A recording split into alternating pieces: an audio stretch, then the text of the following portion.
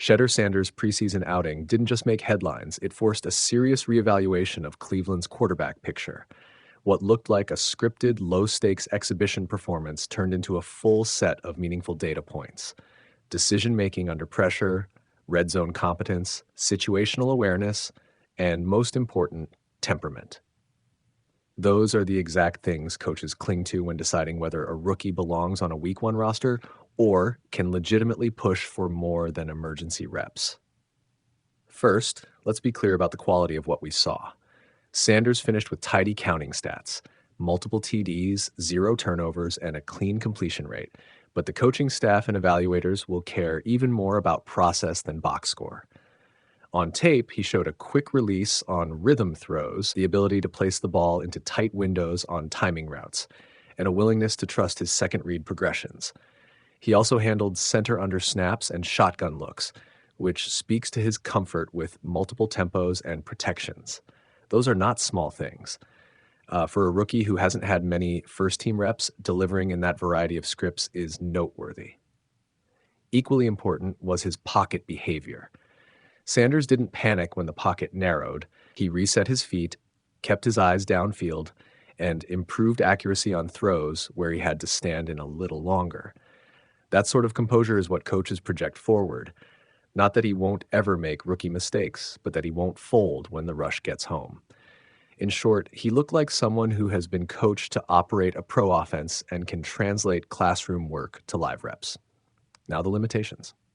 Preseason defenses are sanitized and often intentionally avoid full-blown disguise packages, and Cleveland's play calling for Sanders included built high-percentage sequences designed to foster confidence.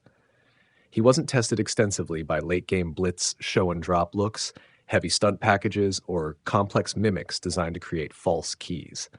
The other big unknown is continuity with the offensive line against NFL-level pressure across longer stretches. Sanders will need reps with the first unit under more realistic pressure than a single exhibition half provides.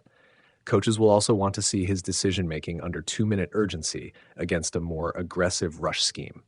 Those are the next boxes to check. From a roster construction perspective, this performance complicates Cleveland's decision tree. The team has Joe Flacco locked in as the short-term starter and has invested in Dillon Gabriel as a day 2 pick, with Kenny Pickett still in the mix.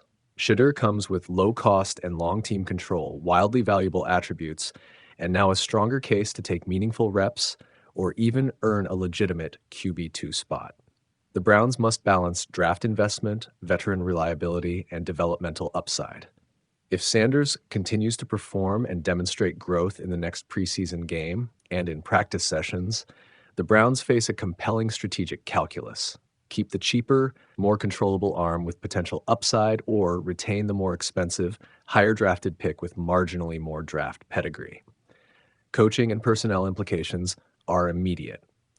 Stefanski's measured public comments signal he wants to keep the competition controlled and not inflame the locker room, but internally, the staff will increase repetitions for Sanders rather than bury him in garbage reps. Expect the Browns to expand his red zone script, run more 2-minute situations with him, and give him reps against their first-team defensive looks in practice. That will accelerate the evaluation timeline and force quicker decisions on roster spots, practice squad candidacy, and possible trade future asset conversations regarding Gabriel or Pickett. There's a broader cultural angle that can't be ignored. Sanders is Deion's son, and that brings attention, optics, and media heat. He handled it well, stayed measured in interviews, focused on the next rep, which is a positive sign about his mental approach. Teams prize rookies who can stay internal, keep improving, and not feed the circus. He passed that test.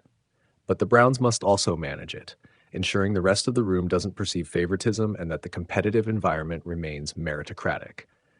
Stefanski's rhetoric about development and evaluation is aimed at preserving that balance. Looking ahead, what would make Cleveland commit to Sanders on the 53-man roster? A clear progression in 3 areas. 1, consistent accuracy on intermediate and timing throws against high-quality pressure. 2, demonstrable third-down conversion ability and 2-minute mastery. And 3, continued turnover avoidance with smart risk assessment against disguised looks. If Sanders can check those boxes in the remainder of preseason and practice reps, he becomes a roster no-brainer because of his contract profile and upside.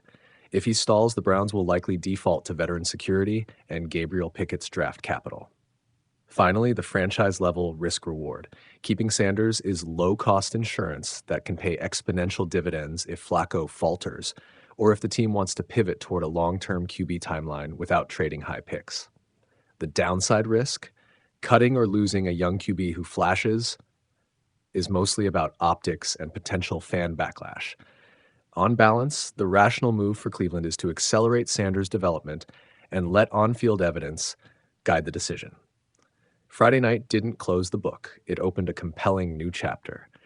If Shedeur continues to earn his reps and grow, the Browns' quarterback story will become one of the season's most interesting threads, not because of celebrity, but because of merit. Shedeur Sanders' preseason debut did more than answer a few questions. It forced the Browns into one they can't ignore. Thrown into the starting role Friday after injuries to Kenny Pickett and Dylan Gabriel, the fifth-round rookie delivered a polished, composed performance in Charlotte. 14 of 23 for 138 yards, 2 touchdown passes, 2 sacks, and no turnovers in roughly 3 quarters. Those numbers alone are notable for an exhibition appearances, but the bigger takeaway was how Sanders handled the varied, often uncomfortable scenarios Stefanski put in front of him. Sanders didn't just throw from shotgun on scripted plays. He operated under center, worked in the red zone, backed up into his own end zone, executed 3rd and long and 3rd and short situations, and even converted a quarterback sneak. He absorbed pressure inside the pocket, scrambled when necessary, and completed throws on the move. For a young player with limited first-team work all camp, the breadth of situations he navigated and how cleanly he did it made the tape worth studying. Coach Kevin Stefanski was measured in his post-game appraisal, repeatedly framing the night as part of a broader development plan. "We're really just focused on developing our players," he said, declining to stoke the hype while confirming Sanders will see a ton of reps in next week's preseason game against Philadelphia. That cautious tone reflects a coaching staff trying to balance rookie growth with roster management and media scrutiny. Sanders himself stayed grounded. "Everything else is out of my hands," he said. "When your number is called, you perform." That's what I feel like we did today, and there's definitely things I could grow off of. That no-nonsense approach was visible on the field. He protected the ball, made smart decisions, and showed situational awareness beyond what many expected from a recent college thrower in his first pro game. Off the field, the moment ignited the predictable buzz, celebrity posts, analyst takes, and social chatter, but the real implications are internal. The Browns now face a more complicated depth chart conversation. If Sanders continues to produce in live action, Cleveland must decide whether to accelerate his development in meaningful game reps or manage him conservatively behind veterans like Joe Flacco and Kenny Pickett, once healthy. For now, Sanders has done what matters most. He turned limited opportunity into meaningful tape. Whether that shifts the Browns' plans remains to be seen, but his performance gave them, at a minimum, a new and unavoidable question to answer in the weeks ahead.